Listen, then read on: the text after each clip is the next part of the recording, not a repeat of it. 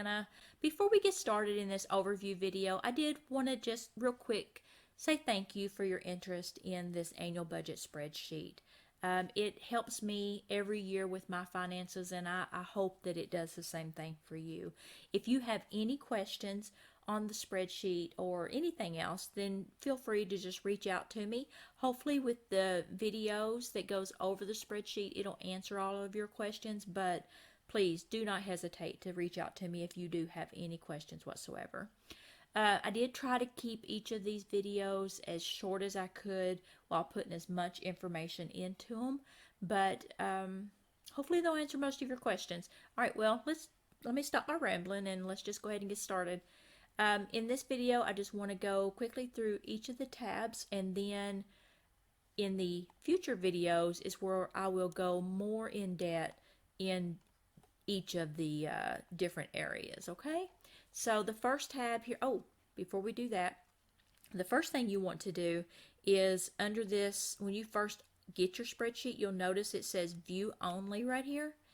And whenever a sheet is in view only, you can't do anything. See, I'm typing right now, and it's not typing. All you can do is view it. So the very first thing you're going to want to do with your spreadsheet is to go ahead and make a copy of it. Now, whenever you make a copy, your first copy, I would recommend to be a master. Now, the reason that is, so just name that master and then click make a copy. The reason that is because each year you're going to want a fresh new spreadsheet to, start your new year with. And as long as you have this master, then you'll have that fresh spreadsheet. So once you get your master, then you'll want to go back up to file again, make another copy, and this copy is what you will name however it is you want to name it. Now, I do recommend putting the year in there so that if you want to go back into past years, then you can do, you can know what year you're going into, but you name this however you want to. We're in year 2022 right now, so I'll just name this year 2022 and we'll leave it with that. Now, how I name mine is I will name it with the year and then like the last 4 digits of my bank account number. And then, of course, annual budget. That's how mine are named. All right, so now we have a new copy. Up here at the top, you'll see that you're in your the copy that you will be working in. You'll have your year there, so that's how you'll know. And then if you click back over here, you'll see master in this one. So that's the one that we're not going to make any changes to. So let's go back to 2022. All right, so this first tab, the training tab, is where you'll find all of your videos to help you fill out the spreadsheet. And then your second tab is debt record. This is just where you'll list all of your debts. And you'll put your amounts, and it kind of gives you a list of all the debts that you have. That way you can know what's coming up that can be paid off, or if you've decided you want to pay additional stuff, then it's all right here in one sheet for you.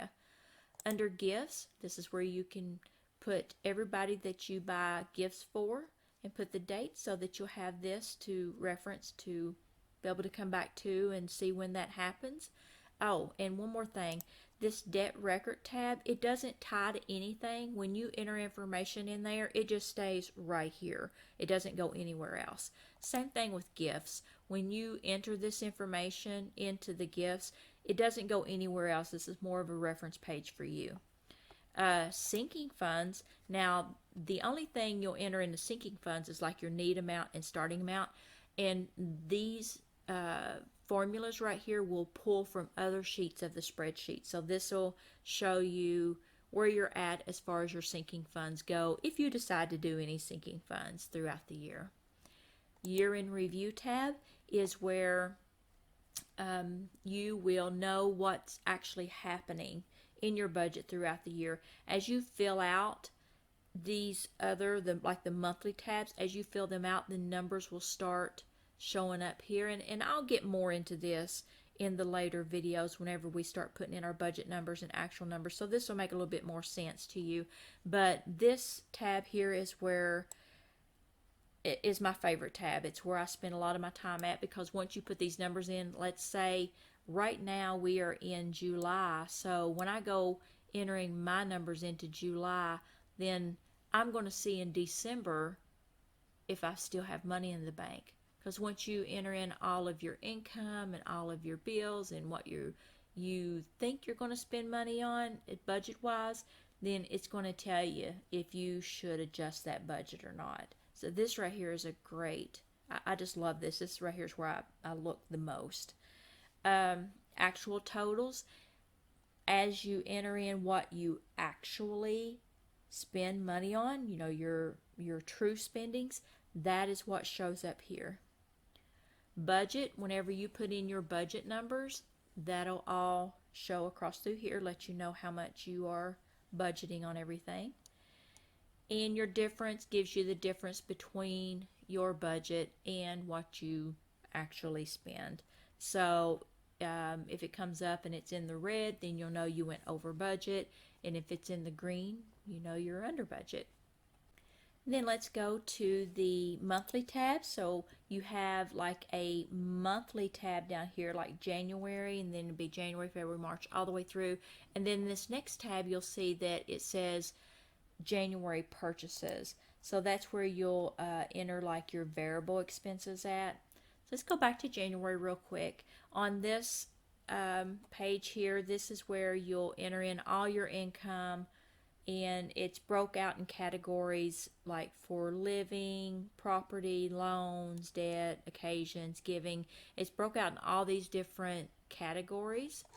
Now these categories can be changed. Say for instance, down here under health right here, say you work for someone and they take out your medical and dental and all of that, and say that comes out of your paycheck each week. So you really don't need this section.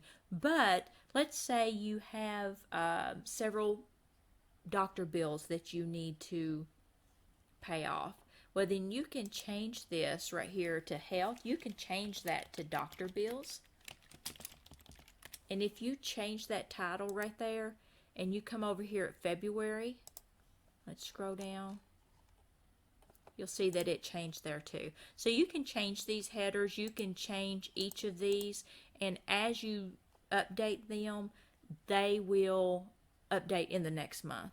So if I, right here in January, and I'm only going to January right now because I don't want to mess up any formulas, but like in January, say I wrote down Dr. Hall right here.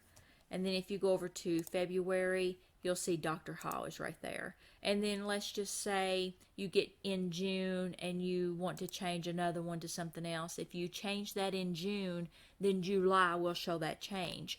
May and April and all the months before will not show that change, but any months after will.